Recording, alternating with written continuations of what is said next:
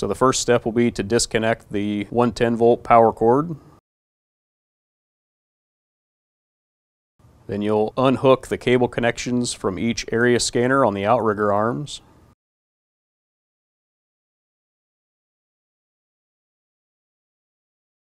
Loosen the set screws that hold the outrigger arms in position.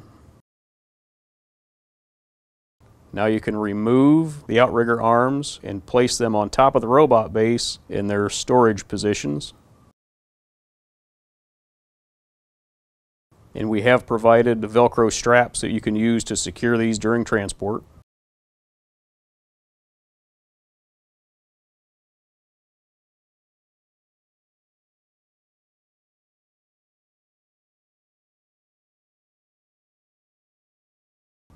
Next, you'll disconnect the conveyor module from the robot base assembly, which are the three cables connected. You had the main conveyor motor power cable, the I/O block connection, and the Ethernet connection.